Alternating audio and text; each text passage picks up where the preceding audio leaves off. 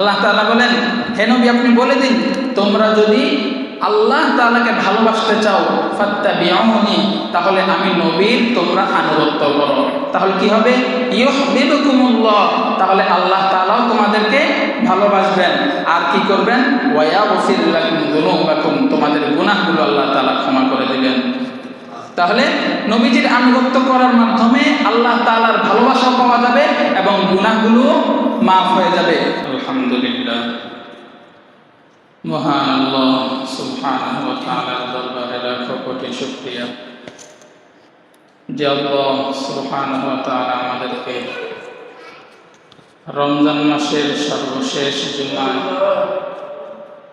আল্লাহ তাআলার ঘর মসজিদে আসা বসা, দ্বীনের খাতিরে, দ্বীনের নিসবতে দ্বীনি কিছু কথাবার্তা বলার এবং শোনার তৌফিক দান করেছেন। এই জন্য সকলে অন্তরের অন্তঃস্থল থেকে মালিকের দরবারে শুকরিয়া আদায় করে আলহামদুলিল্লাহ। আল্লাহ তাআলার মেহেরবানি, রমজান মাসে আমরা এই পঞ্চম জুমাটা পেলাম। ভাবছিলাম হয়তো আজকে হয়তো ঈদের দিন হতে পারত। যাই হোক, আল্লাহ তাআলা আমাদেরকে অনুগ্রহ করেছেন, আমরা একটা দিন রমজানের রোজা বেশি রাখতে পেরেছি এবং একটা জুমাও বেশি পড়তে পারতেছি আলহামদুলিল্লাহ। সম্মানিত হাজিরিন, রমজানের এই শেষ জুমায় আমি আপনাদের সম্মুখে একটা বিষয়বস্তু নির্ধারণ করেছি। বিষয়টা হচ্ছে রমজান বিদায়ের পথে আমরা আমাদের গুনাহ কতটুকু ক্ষমা করিয়ে নিতে পেরেছি। আজকের আলোচ্য বিষয়বস্তু হচ্ছে রমজান বিদায়ের পথে আমরা আমাদের গুনাহ কতটুকু ক্ষমা করিয়ে নিতে পেরেছি। সম্মানিত হাজিরিন, রমজান মাস আসেই মূলত বান্দার গুনাহসমূহ ক্ষমা করানোর জন্য। রাসূল করিম সাল্লাল্লাহু আলাইহি ওয়াসাল্লামের একটা হাদিস, আল্লাহ রাসূল সাল্লাল্লাহু আলাইহি ওয়াসাল্লামের সাহাবী হযরত আবু হুরায়রা রাদিয়াল্লাহু তাআলা আনহু হতে বর্ণিত, عن أبي هريرة رضي الله تعالى عنه قال قال رسول الله صلى الله عليه وسلم رغم أنف رجل ذكرت عنده فلم يصلي علي। হযরত আবু হুরায়রা রাদিয়াল্লাহু তাআলা আনহু হতে বর্ণিত, তিনি বলেন রাসূল করিম সাল্লাল্লাহু আলাইহি ওয়াসাল্লাম বলেছেন, ওই ব্যক্তির নাক ভুলণ্ঠিত হোক, অর্থাৎ ওই ব্যক্তি ধ্বংস হোক, যার কাছে যার সামনে আমার নাম স্মরণ করা হয়েছে, ফালাম ইউসাল্লি আলাইয়া, কিন্তু সে আমার উপর দরুদ পাঠ করে নাই। নাউযুবিল্লাহ। যে ব্যক্তির সামনে রাসূলের নাম স্মরণ করা হয়েছে, রাসূলের নাম উচ্চারণ করা হয়েছে, রাসূলের নাম উচ্চারণ করা সত্ত্বেও সে ব্যক্তি রাসূলের উপর কি পড়ে নাই? দরুদ পড়ে নাই। আল্লাহ রাসূল বলেন সে ধ্বংস হোক। বলেন নাউযুবিল্লাহ। এক নম্বর বিষয়। দুই নম্বরে রাসূল করিম সাল্লাল্লাহু আলাইহি ওয়াসাল্লাম বলেন, রাগিমা আনফু রাজুলিন দাখালা আলাইহি রমাদান সুম্মা সালাখা ক্বাবলা আন ইউগফারা লাহু। ওই ব্যক্তির নাক ভুলণ্ঠিত হোক, ওই ব্যক্তিও ধ্বংস হোক যার কাছে রমজান মাস আসলো, রমজান মাস এসে রমজান মাস পার হয়ে গেল কিন্তু তার গুনাহসমূহ ক্ষমা পাওয়া হলো না। নাউযুবিল্লাহ। যে ব্যক্তির কাছে রমজান মাস আসছে, আবার রমজান মাস চলেও গেছে, কিন্তু সে কি পায় নাই? ক্ষমা পায় নাই। এই ব্যক্তিও কি ধ্বংস হোক। এরপর আল্লাহ রাসূল সাল্লাল্লাহু আলাইহি ওয়াসাল্লাম বলেন, রাগিমা আনফু রাজুলিন আদরাকা ইনদাহু আবাওয়াহুল কিবারা ফালাম ইউদখিলাহুল জান্নাহ। ওই ব্যক্তিও ধ্বংস হোক যার কাছে তার পিতামাতা বার্ধক্যে উপনীত হয়েছে, কিন্তু এই পিতামাতা তাকে জান্নাতে প্রবেশ করাতে পারে নাই। পিতামাতা তার কাছে কি হয়েছে? বৃদ্ধ অবস্থায় উপনীত হয়েছে, কিন্তু এই পিতামাতা তাকে জান্নাতে প্রবেশ করাতে পারে নাই। অর্থাৎ এই ব্যক্তি বৃদ্ধ পিতামাতাকে পেয়ে বৃদ্ধ পিতামাতার খেদমত করার মাধ্যমে জান্নাত অর্জন করতে পারে নাই, বরং পিতামাতার হক আদায় করে নাই, পিতামাতার যথাসাধ্য খেদমত করে নাই, যার কারণে আল্লাহ তাআলা তাকে জান্নাত দেয় নাই। এই যে বার্ধক্য অবস্থায় পিতামাতাকে পেয়েও যে কি করতে পারে নাই? জান্নাত অর্জন করতে পারে নাই, এই ব্যক্তিও ধ্বংস হোক।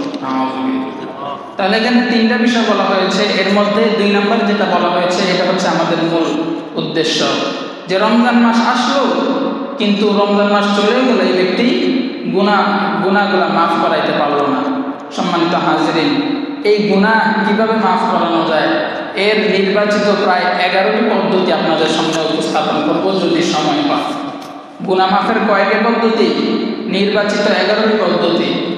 সম্মানিত হাজিরিন, গুনাহ মাফের 1 নম্বর পদ্ধতি হচ্ছে আল্লাহ তাআলার কাছে তওবা করা। আল্লাহ তাআলার কাছে কি করা? তওবা করা। তওবা করার জন্য স্বয়ং আল্লাহ রাব্বুল আলামিন কি করেছেন? আমাদেরকে উৎসাহিত করেছেন। আল্লাহ তাআলা বলেন, ইয়া আইয়ুহাল্লাযীনা আমানু তুবু ইলাল্লাহি তাওবাতান নাসুহা। হে ঈমানদারগণ, তোমরা আল্লাহ তাআলার কাছে তাওবায়ে নাসুহা করো। তাওবায়ে নাসুহা এমন তওবা যেই তওবার পরে আর কোনো গুনাহ করা হয় না, অর্থাৎ একেবারে দিল থেকে, অন্তর থেকে পরিপূর্ণ নিয়ত সহকারে যে তওবা করা হয় এটাই হচ্ছে তওবা। শুধু মুখে তওবা বলার নাম কিন্তু তওবা না। একটা গুনাহ হয়ে গেছে, আল্লাহ মাফ চাই, আর করবো না, না। তওবার জন্য অনেকগুলো শর্ত আছে, ওটা সামনে বলতেছি। তাহলে গুনাহ মাফের জন্য তওবা করতে হবে। এই তওবা করার জন্য আল্লাহ তাআলা আমাদেরকে কি করেছেন? উৎসাহ দিয়েছেন। এরপর দেখেন রাসূল করিম সাল্লাল্লাহু আলাইহি ওয়াসাল্লাম এই তওবা সম্পর্কে কি বলেন। عن عبد الله بن مسعود رضي الله تعالى عنه قال قال رسول الله صلى الله عليه وسلم التائب من الذنب كمن لا ذنب له। আল্লাহ রাসূল সাল্লাল্লাহু আলাইহি ওয়াসাল্লামের বিশিষ্ট সাহাবী আব্দুল্লাহ ইবনে মাসউদ রাদিয়াল্লাহু তাআলা হইতে বর্ণিত, তিনি বলেন রাসূল করিম সাল্লাল্লাহু আলাইহি ওয়াসাল্লাম বলেন, গুনাহ থেকে তওবাকারী ওই ব্যক্তির মতো যে ব্যক্তির কোনো গুনাহ নাই। বলেন সুবহানাল্লাহ। গুনাহ থেকে তওবাকারী ওই ব্যক্তির মতো যার কোনো গুনাহ নাই। অর্থাৎ কেউ যদি একদম পরিপূর্ণভাবে নিয়তকে সহি করে তওবা করে, তাহলে আল্লাহ তাআলা তার জীবনের সকল গুনাহগুলো ক্ষমা করে দেন। সুবহানাল্লাহ। এরপরে রাসূল করিম সাল্লাল্লাহু আলাইহি ওয়াসাল্লামের সাহাবী হযরত আনাস থেকে বর্ণিত, আন আনাস রাদিয়াল্লাহু তাআলা আনহু قال قال رسول الله صلى الله عليه وسلم كل بني آدم خطاء وخير الخطائين التوابون। হযরত আনাস রাদিয়াল্লাহু তাআলা আনহু থেকে বর্ণিত, তিনি বলেন রাসূল করিম সাল্লাল্লাহু আলাইহি ওয়াসাল্লাম বলেছেন, প্রত্যেক বনি আদমের প্রত্যেকেই গুনাহগার। আমরা প্রত্যেকেই কি গুনাহগার। এমন কোনো মানুষ খুঁজে পাবেন না যার জীবনে একটা গুনাহ নাই। নবীরা ব্যতীত সাধারণ যে মানুষ, চাই সে যত বড় ওলি আউলিয়া বুজুর্গ, তাদের জীবনও গুনাহ হতে পারে, এটা অসম্ভব কিছু না। এই জন্য আল্লাহ রাসূল সাল্লাল্লাহু আলাইহি ওয়াসাল্লাম বলেন, প্রত্যেক বনি আদমই গুনাহগার, কিন্তু খায়রুল খাত্তাইন আত-তাওয়াবুন। কিন্তু আল্লাহ তাআলার কাছে ওই গুনাহগার প্রিয় যে তার গুনাহের পরে তওবা করে নেয়। সুবহানাল্লাহ। ওয়া খায়রুল খাত্তাইন, তাহলে গুনাহগারদের মধ্যে উত্তম কে? আত-তাওয়াবুন, যারা গুনাহ থেকে কি করে নেয়? তওবা করে নেয়। এরপরে রাসূল করিম সাল্লাল্লাহু আলাইহি ওয়াসাল্লামের আরেকজন সাহাবী আব্দুল্লাহ ইবনে আমর, তিনি বলেন, ইন্নাল্লাহা লা ইয়াকবালু তাওবাতাল আবদি মা লাম ইউগরির। রাসূল করিম সাল্লাল্লাহু আলাইহি ওয়াসাল্লামের সাহাবী আব্দুল্লাহ ইবনে আমর থেকে বর্ণিত, রাসূল করিম সাল্লাল্লাহু আলাইহি ওয়াসাল্লাম বলেন, আল্লাহ তাআলা মানুষের তওবাকে কবুল করে যতক্ষণ পর্যন্ত মানুষের আত্মা, মানুষের রূহ কণ্ঠাগত না হয়। অর্থাৎ মানুষের রূহ মৃত্যুর সময় যখন ঘনিয়ে আসে, একদম শেষ অবস্থা, তার রূহ এই জায়গা পর্যন্ত চলে আসে, এই জায়গায় চলে আসার আগ পর্যন্ত আল্লাহ তাআলা মানুষের তওবা কবুল করে নেয়। এই জন্য মৃত্যুর সময় একবারে ঘনিয়ে আসার আগে আমাদের কি করা উচিত? তওবা করে ফেলা উচিত। সম্মানিত হাজিরিন, এই তওবা যখন বান্দা করে, আল্লাহ তাআলা যে কত খুশি হয়, আল্লাহ তাআলা কত খুশি হয়। একটা ঘটনা আছে, মরুভূমির মধ্যে এক লোক তার উট এই উটের মধ্যে তার যত সামানপত্র সব কার উপরে? উটের মধ্যে। মানে উটটাকে সে এক জায়গায় রেখে সে একটু বিশ্রাম করছে ঘুমের মধ্যে। ক্লান্ত মানুষ ঘুমের অতল গপরে সে তলিয়ে গেছে, ঘুমিয়ে পড়ছে। ঘুম থেকে উঠে দেখে তার পাশে আর উটটা নাই। এই ব্যক্তি কি পরিমাণ পেরেশান, তার যত ধরনের সামানপত্র প্রয়োজনীয় জিনিস সব কার উপরে? উটের উপরে। সে তো খুব পেরেশান, অনেকক্ষণ ধরে সে উট খুঁজতেছে কিন্তু উট পাচ্ছে না। হঠাৎ করে সে তার উটটা পেয়ে গেল। পেয়ে সে এতটাই খুশি হয়েছে, এতটাই খুশি হয়েছে যে তার আর জবানের মধ্যে কন্ট্রোল নাই। সে নিজে কি বলতেছে নিজে বুঝে না। সে বলতেছে, আল্লাহ তুমি আমার বান্দা, আমি তোমার আল্লাহ। নাউজুবিল্লাহ। মানে এতটাই খুশি হয়েছে, কি বলতেছে নিজেও জানে না। আল্লাহ বলে, আল্লাহ তুমি আমার বান্দা, আমি তোমার আল্লাহ। তো আল্লাহ তাআলা বলেন, এই যে উট হারানো ব্যক্তি উট পাওয়ার পরে এতটাই খুশি হয়েছে যে সে কি বলতেছে নিজেও বলতেছে না। আল্লাহ তাআলা বলেন, কোন একজন গুনাহগার বান্দা গুনাহ করতে করতে তার সারাটা জীবন গুনাহ দিয়ে ভরে ফেলেছে, এই পথহারা বান্দা যখন তওবা করে ফিরে আসে, আমি ওই বান্দার চাইতে আরো বেশি খুশি হয়ে যাই। সুবহানাল্লাহ। ওই উট পাওয়া লোকটার চাইতে আল্লাহ তাআলা একজন গুনাহগার বান্দা যখন তওবা করে, আল্লাহ তাআলা কি হয়? বেশি খুশি হয়। এই জন্য সময় থাকতে তওবা করে নেওয়া উচিত। সম্মানিত হাজিরিন, আল্লাহ রাসূল সাল্লাল্লাহু আলাইহি ওয়াসাল্লাম বলেন, লাল্লাহু আফরাহু বিতাওবাতি আহাদিকুম মিন আহাদিকুম বিদাল্লাতিহি ইযা ওয়াজাদাহা। তোমাদের কেউ যখন কোনো হারিয়ে যাওয়া বস্তু খুঁজে পায়, সে যতটা আনন্দিত হয়, আল্লাহ তাআলা যখন তোমাদের মধ্য থেকে কেউ তওবা করে, ওই তওবাকারী বান্দার উপর আল্লাহ তাআলা তার চেয়ে বেশি আনন্দিত হন। সুবহানাল্লাহ। তাহলে গুনাহ মাফের জন্য সবচেয়ে উত্তম এবং জরুরি বিষয়, করণীয় বিষয়, সেটা হচ্ছে তওবা করা। কি করা? তওবা করা। গুনাহ মাফের যে 11টা বিষয় বলবো, এর মধ্যে 1 নম্বর হচ্ছে তওবা করা। এবার আসেন, তওবার জন্য 4টা শর্ত রয়েছে। তওবার জন্য কয়টা শর্ত? 4টা শর্ত। 1 নম্বরে গুনাহ থেকে ফিরে আসা। যে গুনাহ আমাদের দ্বারা হয়েছে, এই গুনাহকে আর পুনরায় না করা। 2 নাম্বার, যে গুনাহ আমাদের দ্বারা হয়েছে ওই গুনাহের উপর অনুতপ্ত হওয়া। রাসূল কারীম সাল্লাল্লাহু আলাইহি ওয়াসাল্লাম বলেন, আন-নাদামাতু আত-তাওবা, লজ্জিত হওয়া, অনুতপ্ত হওয়া, এটাই হচ্ছে তওবা। তাহলে 2টা শর্ত পেলাম। 3 নাম্বার, ভবিষ্যতে আর কখনো এই গুনাহ করব না এমন দৃঢ় প্রতিজ্ঞা অন্তরের মধ্যে থাকা। 4 নাম্বারে হচ্ছে মানুষের হকগুলো আদায় করে দেওয়া। 4 নম্বরে কি? মানুষের হক আদায় করে দেওয়া। আপনি যতই গুনাহ করার পর আপনি লজ্জিত হবেন, এরপরে গুনাহটা ছেড়ে দিলেন, এরপরে ভবিষ্যতে আর কখনো এই গুনাহ করবেন না, এই 3টা বিষয় পাওয়া গেল, কিন্তু আপনি মানুষের হক মেরে খান, বা মানুষের হক ইতিমধ্যে বা ইতিপূর্বে মেরে খেয়েছেন, কিন্তু আপনি কি করেন নাই? এই হকটা আদায় করেন নাই, তাহলে আপনার তওবা আপনার জন্য কোনো কাজে আসবে না। আল্লাহ তাআলা তার নিজের যেই কাজগুলো আছে সেগুলোর জন্য আল্লাহ তাআলা ক্ষমা করে দিতে পারেন, নিজের হকের জন্য ক্ষমা করে দিতে পারেন। যেমন 5 ওয়াক্ত নামাজ পড়া, এটা কার হক? আল্লাহ তাআলার হক। এরপরে করা, হজ করা, রোজা রাখা, মানে সাধারণত যেই সমস্ত ইবাদতগুলো আমরা দেখি, এগুলো কার হক? আল্লাহর হক। তো কোনো ব্যক্তি যদি নামাজ না পড়ে, রোজা না রাখে, হজ না করে, আল্লাহ তাআলা চাইলে তাকে কি করতে পারেন? ক্ষমা করে দিতে পারেন। কিন্তু কোনো ব্যক্তি বান্দার হক মেরে খায়, বান্দার জমি দখল করে, একজনের জায়গায় আরেকজনকে কষ্ট দেয়, মানে বান্দার হক যতভাবে নষ্ট করা যায় কোনোভাবে সেই বান্দার হক নষ্ট করার সাথে লিপ্ত, এই ব্যক্তিকে আল্লাহ তাআলা কি করবেন না? ক্ষমা করবেন না, যতক্ষণ পর্যন্ত সে তার বান্দার হকটা আদায় না করবে। তাহলে তাওবার জন্য এই মূলত 4টা শর্ত।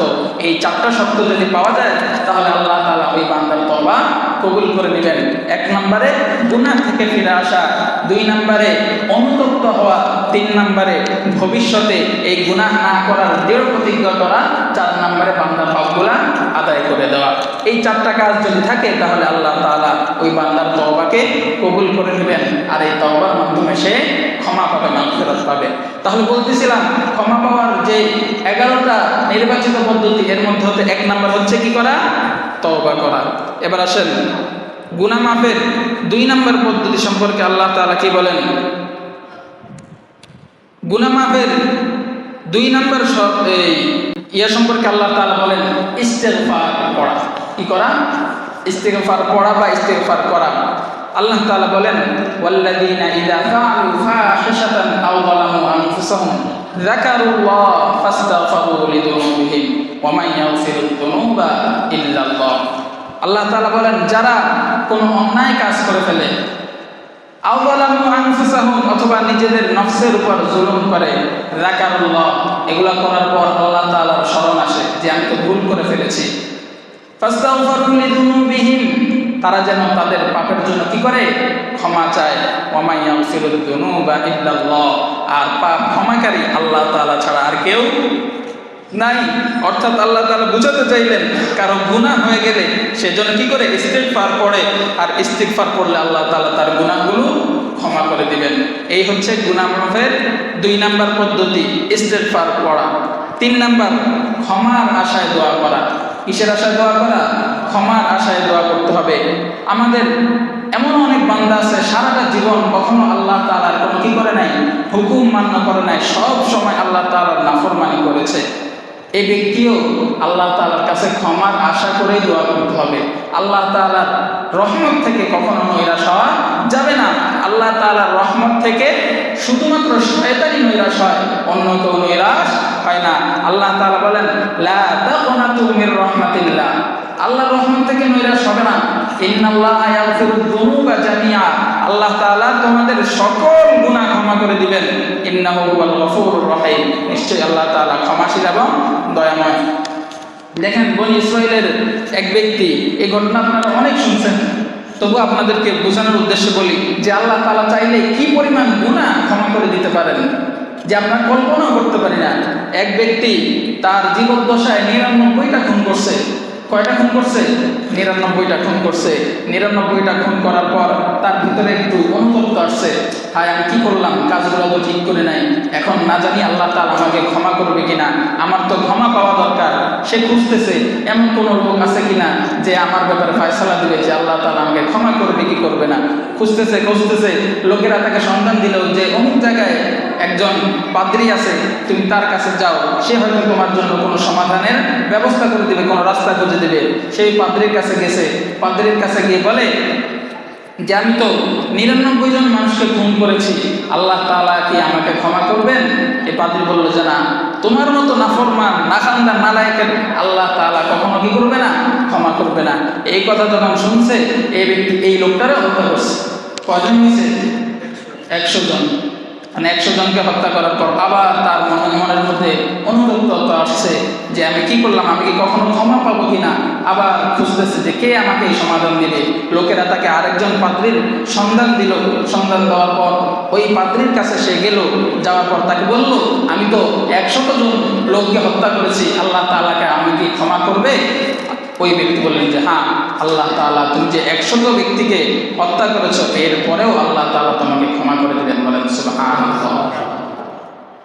আল্লাহ তাআলা জীবনের সকল গুনাহগুলো ক্ষমা করে দিতে পারেন, এটা আল্লাহ তাআলা চাইলেই পারেন। এই জন্য গুনাহ হতে পারে, কিন্তু গুনাহ হলে আল্লাহ তাআলার রহমত থেকে নৈরাশ হওয়া যাবে না। একটা কবিতার মধ্যে আছে যে একমাত্র শয়তানই আল্লাহ তাআলার রহমত থেকে নৈরাশ হয়, কোন মানুষ কোন আল্লাহ তাআলার বান্দা আল্লাহ তাআলার রহমত থেকে নৈরাশ হতে পারে না। তাহলে গুনাহ মাফের 3 নাম্বার যে পদ্ধতি সেটা হচ্ছে ক্ষমার আশা নিয়ে, ক্ষমা পাওয়ার আশা নিয়ে কি করা? আল্লাহ তাআলার কাছে দোয়া করা। এবার আসেন 4 নম্বরে নবীজির আনুগত্য করা। কি করা? নবীজির আনুগত্য করা। আল্লাহ তাআলা বলেন কুল ইন কুনতুম তুহিব্বুনাল্লাহ ফাত্তাবিউনি ইউহিব্বুকুমুল্লাহু ওয়া ইয়াগফির লাকুম যুনুবাকুম আল্লাহু গফুরুর রহিম। আল্লাহ তাআলা বলেন হে নবী আপনি বলে দিন তোমরা যদি আল্লাহ তাআলাকে ভালোবাসতে চাও ফাত্তাবিউনি, তাহলে আমি নবীর তোমরা আনুগত্য করো। তাহলে কি হবে? ইউহিব্বুকুমুল্লাহ, তাহলে আল্লাহ তাআলাও তোমাদেরকে ভালোবাসবেন। আর কি করবেন? ওয়া ইয়াগফির লাকুম যুনুবাকুম, তোমাদের গুনাহগুলো আল্লাহ তাআলা ক্ষমা করে দিবেন। তাহলে নবীজির আনুগত্য করার মাধ্যমে আল্লাহ তাআলার ভালোবাসা পাওয়া যাবে এবং গুনাহগুলো মাফ হয়ে যাবে। তাহলে এটা হচ্ছে গুনাহ মাফের 4 নম্বর পদ্ধতি, রাসূল কারীম সাল্লাল্লাহু আলাইহি ওয়াসাল্লামের আনুগত্য করা। এরপরে 5 নম্বরে আজান দেওয়া। কি করা? আজান দেওয়া। আল্লাহ রাসূল সাল্লাল্লাহু আলাইহি ওয়াসাল্লাম বলেছেন, ইউফারুল মুআদ্দিনু মাদা সাউতিহি, যে মুয়াজ্জিন সাহেব যে আজান দেয় তার আজানের আওয়াজ যতটুকু জায়গা পর্যন্ত বিস্তৃত হয়ে যায় এই পরিপূর্ণ জায়গা সহ আল্লাহ তাআলা তাকে ক্ষমা করে দেন। বলেন সুবহানাল্লাহ। তাহলে অনেক গুরুত্বপূর্ণ ফজিলতপূর্ণ একটা আমল হচ্ছে আজান দেওয়া। তবে আজান দেওয়া এত গুরুত্বপূর্ণ আমল, চাইলে যে আজান দিব বিষয়টা কিন্তু এমন না। আজান দেওয়ার জন্য আজানটা আগে সহি শুদ্ধ করে নিতে হবে। কিভাবে আজান দিলে সহি শুদ্ধ হবে? আপনি আজান দিলেন কিন্তু আজানের হক আদায় করলেন না, আপনার উচ্চারণ ঠিক নাই, টান ঠিক নাই, আজান দিলে এটা ক্ষমা পাওয়ার আজান হবে না, আযাবের আজান হইতে পারে। এই জন্য আজান দেওয়া অনেক ফজিলতপূর্ণ একটা আমল, ফজিলতপূর্ণ একটা ইবাদত। এটার জন্য আগে আজানটাকে পরিপূর্ণভাবে কি করতে হবে? উচ্চারণগুলো শিখতে হবে। তাহলে গুনাহ মাফের 5 নম্বর যে বিষয়টা পাইলাম সেটা হচ্ছে কি করা? আজান দেওয়া। এরপরে 6 নম্বর হচ্ছে 2 রাকাত নামাজ পড়া। 2 রাকাত নামাজ পড়া রাসূল করিম সাল্লাল্লাহু আলাইহি ওয়াসাল্লাম হাদিসের মধ্যে ইরশাদ করেন, যে ব্যক্তি কোনো গুনাহ করে ফেলে, গুনাহ হয়ে যাওয়ার পর অতঃপর সে উত্তম রূপে পবিত্রতা অর্জন করে, পবিত্রতা অর্জন করার পর 2 রাকাত নামাজ পড়ে আল্লাহ তাআলার কাছে তার গুনাহের জন্য ক্ষমা চায়, আল্লাহ তাআলা ওই ব্যক্তিকে ক্ষমা করে দেন। বলেন সুবহানাল্লাহ। তাহলে গুনাহ যদি শয়তানের ওয়াসওয়াসায় বা নফসের ধোঁকায় পড়ে গুনাহ হয়ে যায়, তাহলে কি করতে হবে? সাথে সাথে অথবা অল্প কিছুক্ষণ সময়ের মধ্যে ভালোভাবে উত্তম রূপে পবিত্রতা অর্জন করে 2 রাকাত নফল নামাজ পড়ে আল্লাহ তাআলার কাছে গুনাহ থেকে ক্ষমা চাইতে হবে। এটা গেল 6 নাম্বার। এরপরে 7 নাম্বার 5 ওয়াক্ত নামাজ পড়া। 5 ওয়াক্ত নামাজ পড়া এটাও গুনাহ মাফের একটা পদ্ধতি। আল্লাহ রাসূল সাল্লাল্লাহু আলাইহি ওয়াসাল্লামের কাছে একজন সাহাবী আসছেন, আসার পরে বললেন যে ইয়া রাসূলুল্লাহ, ওই সাহাবী একজন অপরিচিত মহিলাকে, বেগানা মহিলাকে কি করেছেন? নিজেকে কন্ট্রোল করতে না পেরে চুমু দিয়েছিলেন। তখন আল্লাহ রাসূল সাল্লাল্লাহু আলাইহি ওয়াসাল্লামের কাছে আসার পর তিনি বললেন যে আল্লাহ রাসূল, আমি তো ভুল করে ফেলেছি, আপনি আমাকে শাস্তি দেন। তখন আল্লাহ তাআলা আয়াত নাজিল করলেন, ওয়াকিমিস সালাতা তারাফাইন নাহার ওয়া যুলাফাম মিনাল লাইল ইন্নাল হাসানাতি ইউযহিবুনাস সাইয়্যাত যালিকা যিকরা লিয-যাকিরিন, যে তোমরা আকিমিস সালাতা তারাফাইন নাহার, দিনের 2 ভাগে, ওয়া যুলাফাম মিনাল লাইল, এবং রাতের কিছু অংশে তোমরা নামাজ কায়েম করো। অর্থাৎ এই আয়াতের মধ্যে 5 ওয়াক্ত নামাজের কথাই বলা হয়েছে। এই 5 ওয়াক্ত নামাজ পড়লে কি হবে? আল্লাহ তাআলা বলেন ইন্নাল হাসানাত ইউযহিবুনাস সাইয়্যাত, যে ভালো কাজ মন্দ কাজগুলোকে কি করে দেয়? দূর করে দেয়। আল্লাহ রাসূল বললেন এই সাহাবীকে, তুমি তো একটা মন্দ কাজ করে ফেলেছো, এখন তুমি নামাজ পড়ো, আল্লাহ তাআলা তোমার গুনাহগুলো ক্ষমা করে দিবেন। সুবহানাল্লাহ। তাহলে 5 ওয়াক্ত নামাজ পড়া এটাও গুনাহ মাফের একটা পদ্ধতি। এটা গেল 7 নাম্বার। এরপরে 8 নাম্বারে জামাতের সাথে নামাজ পড়া। কি করা? জামাতের সাথে নামাজ পড়া এটাও গুনাহ মাফের একটা পদ্ধতি। যে ব্যক্তি জামাতের সাথে নামাজ পড়ে আল্লাহ তাআলা তাকে 1 ওয়াক্ত নামাজে 25 ওয়াক্ত নামাজের সওয়াব দান করেন। বলেন সুবহানাল্লাহ। 25 ওয়াক্ত নামাজের সওয়াব। এই জন্য আমরা নামাজ তো পড়বো, জামাতের সাথে কি করবো? নামাজ পড়বো। তাহলে জামাতের সাথে নামাজ পড়লে কি হবে? একে তো সওয়াব বেশি পাবো, 2 নম্বরে আমাদের গুনাহগুলোও আল্লাহ তাআলা কি করবেন? ক্ষমা করে দিবেন। এইগুলো আমার কাছে কিন্তু সময় কম, এই জন্য আমি তাড়াতাড়ি বলতেছি শুধু সংক্ষেপে। তাহলে 8 নম্বরে গেল জামাতের সাথে নামাজ পড়া। 9 নম্বর খারাপ কাজ হয়ে গেলে সাথে সাথে অন্য কোনো একটা ভালো কাজ করে ফেলা। আল্লাহ রাসূল সাল্লাল্লাহু আলাইহি ওয়াসাল্লাম বলেন ইত্তাবিউল হাসানাতা সাইয়্যাতা, যে কোনো একটা খারাপ কাজ, মন্দ কাজ, অন্যায় কাজ যদি হয়ে যায় সাথে সাথে অন্য একটা ভালো কাজ করে ফেলো, তাহলে ওই ভালো কাজের বিনিময়ে আল্লাহ তাআলা তোমার যে খারাপ কাজটা হয়েছে ওটার মাধ্যমে তোমার যে গুনাহ হয়েছে ওই গুনাহটাকে কি করে দিবেন? দূরীভূত করে দিবেন। এই জন্য কোনো অন্যায় কাজ হলে, কোনো গুনাহ কাজ যদি হয়ে যায় সাথে সাথে আরেকটা ভালো কাজ করে ফেলা, এটা হচ্ছে গুনাহ মাফের 9 নম্বর পদ্ধতি। 10 নম্বরে জিকিরের মাজলিসের মধ্যে বসা। জিকিরের মাজলিসের মধ্যে বসা। দেখেন জিকিরের মাজলিস বলতে যে বসে বসে আমরা সুবহানাল্লাহ, আলহামদুলিল্লাহ, আল্লাহু আকবার, লা ইলাহা ইল্লাল্লাহ এই সমস্ত জিকির করি, এই মাজলিস মানে এটাই যে জিকিরের মাজলিস, বিষয়টা এমন না।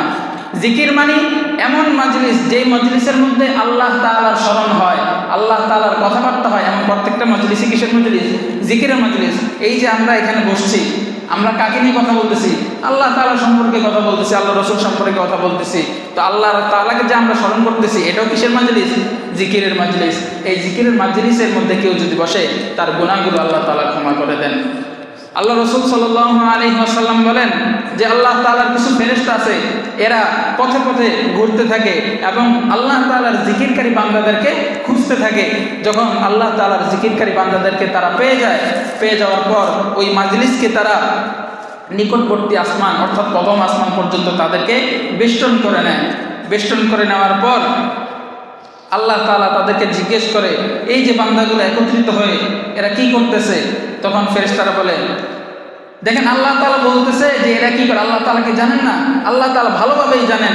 এরপরও আল্লাহ তাআলা ফেরেশতাদেরকে জিজ্ঞেস করতেছে যে এরা কি করে।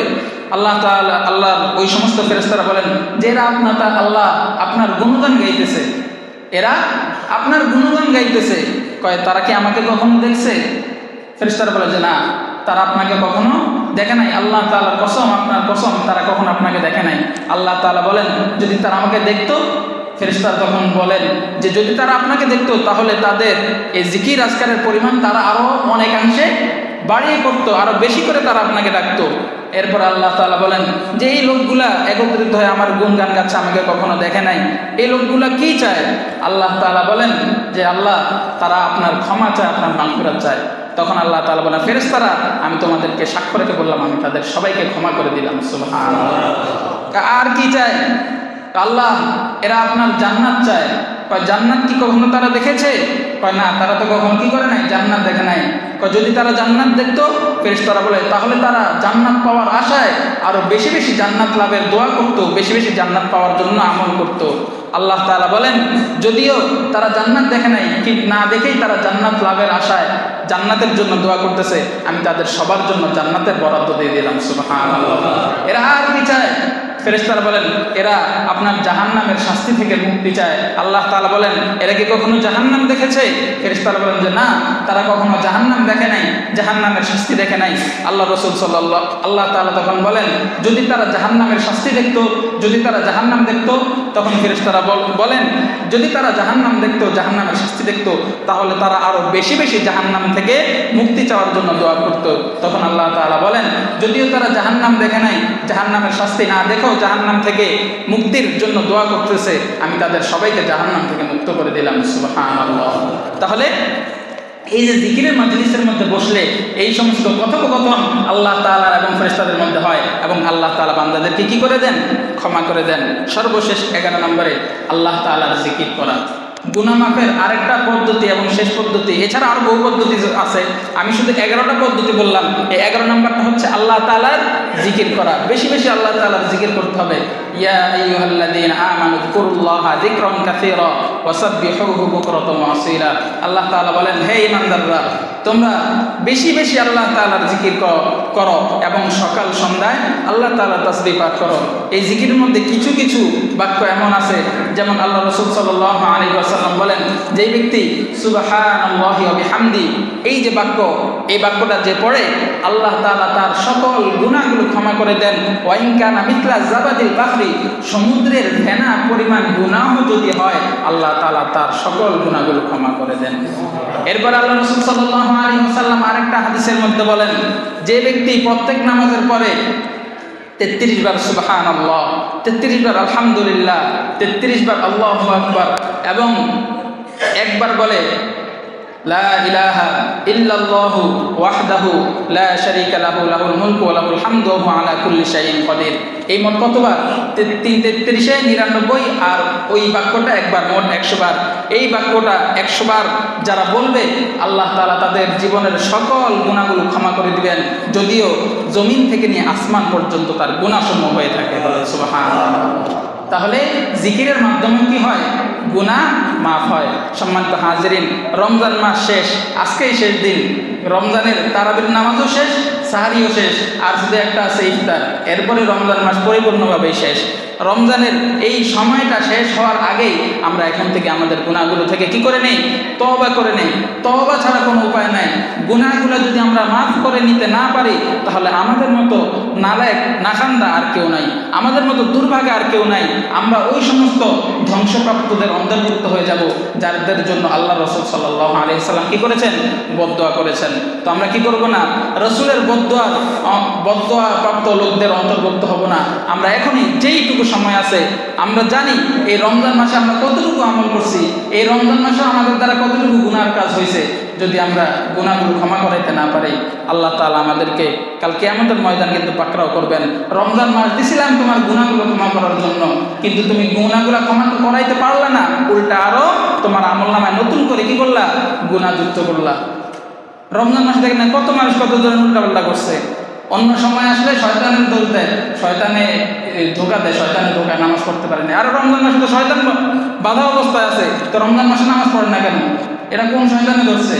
এটা হচ্ছে মানুষ শয়তান, মিনাল জিন্নাতি ওয়ান নাস। মানুষের মধ্যে কি আছে, শয়তান আছে। এই রমজান মাস পায়া যারা নামাজ পড়ে নাই, বুঝে নিবেন এগুলো হচ্ছে মানুষ শয়তান।